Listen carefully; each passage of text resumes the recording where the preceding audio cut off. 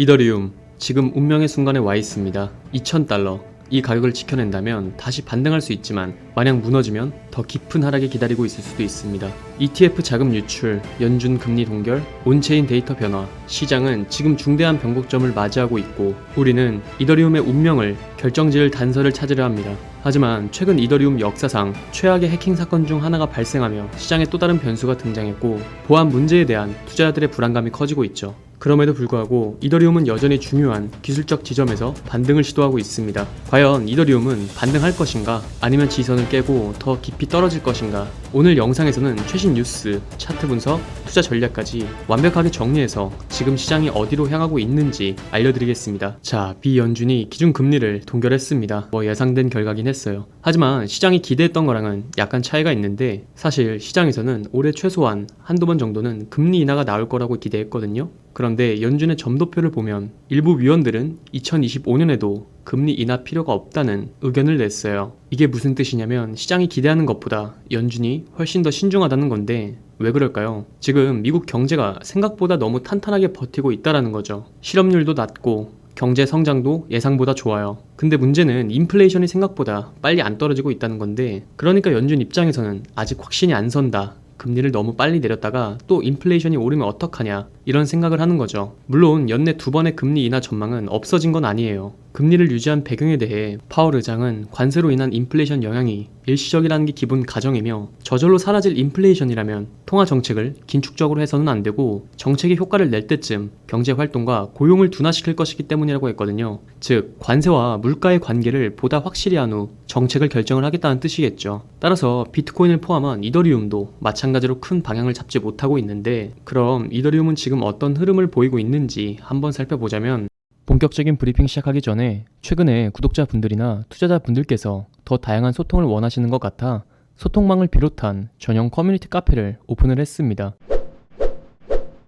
여기선 다양한 투자자들의 투자 스킬과 관점 공유, 그리고 다양한 전문가들의 시황 분석 및 구체적인 차트 트레이딩 관점을 공유드리고 있고 더불어 이제는 더 이상 누구를 따라하는 게 아니라 나만의 투자 관점과 나만의 투자 스킬을 늘려서 시장에서 꾸준하게 롱런할 수 있게 만드는 개개인의 트레이딩 머슬까지도 키워드리고 있으니까 꼭 참여하셔서 많은 도움 받아 가시고 자, 본론으로 돌아와서 이더리움 관련 이슈를 정리해 보겠습니다. 첫 번째, 이더리움 ETF 자금 사실 하루 이틀도 아니고 늘 그래 왔었지만 이게 꽤 심각한 문제거든요. 비트코인 ETF에는 최근 5일 연속 자금이 들어왔는데 이더리움 ETF에선 무려 12일 연속 자금 유출이 발생했어요. 가격이 많이 떨어진 상황에서도 여전히 기관은 이더리움보다 비트코인에 더 관심을 두고 있다는 건데 왜 이런 차이가 날까 보면 이유는 두 가지 정도로 볼 수가 있습니다. 첫 번째는 비트코인의 기관 투자 수요가 압도적으로 크기 때문인데 비트코인 현물 ETF는 승인 이후에도 지속적으로 기관 자금이 유입이 되고 있고 이게 단순한 초반 관심이 아니라 비트코인은 디지털 금이라는 내러티브가 점점 더 강해지고 있기 때문이죠. 반면 이더리움은 스마트 컨트랙트 플랫폼이지만 비트코인처럼 기관들이 장기 보유해야 할 필수 자산으로 여기지는 않는다는 차이가 있습니다.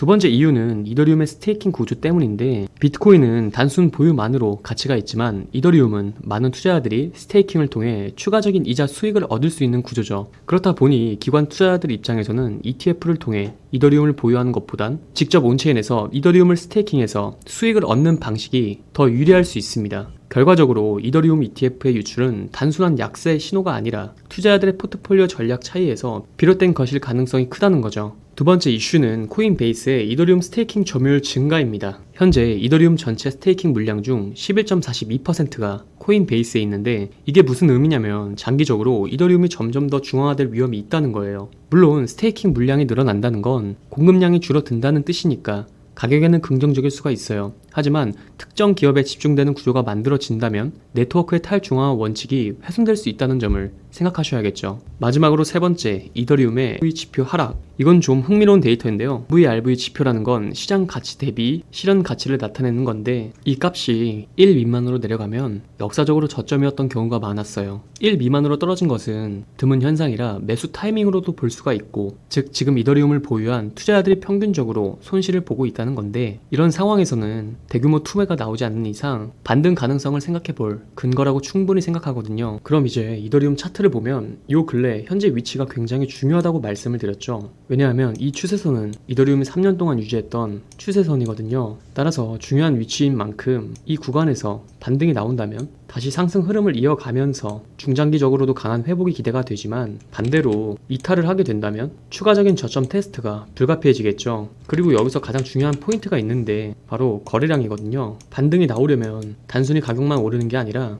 이 거래량이 동반이 되어야 하는데, 만약 현재 구간에서 반등을 하는데 거래량이 증가하지 않는다면 단순한 기술적 반등일 가능성이 크고 결국 힘없이 밀릴 수밖에 없거든요. 즉, 반등 신호가 포착이 되더라도 거래량이 확실히 붙는지를 꼭 체크하셔야겠죠. 따라서 지금 구간에서 분할 매수를 고려할 수 있는 매력적인 자리이긴 하지만 아직 시장의 유동성이 부족한 만큼 신중하게 접근하시는 걸 권장드립니다. 더 자세한 분석과 실시간 전략은 제 텔레그램에서 공유하고 있으니까요. 관심 있으신 분들은 참여하셔서 함께 시장을 체크해 보시면 좋을 것 같습니다. 그럼 다음 영상에서 더 좋은 정보로 찾아뵙겠습니다. 감사합니다. 자, 이렇게 대략적인 분석과 가이드라인을 드려도 어려워하시거나 또는 시간이 없어서 분석을 못 하시는 분들, 또 지금 투자를 하고 계시지만 종목만 너무 많은 백화점 투자하시는 분들도 많고, 아니면 세워라 내워라 종목 매수하고 그저 오를 때까지 기다리시는 분들도 계시는데, 코인 시장은 24시간 차트가 움직이고 그 변동성도 크기 때문에 실시간 대응이 이루어져야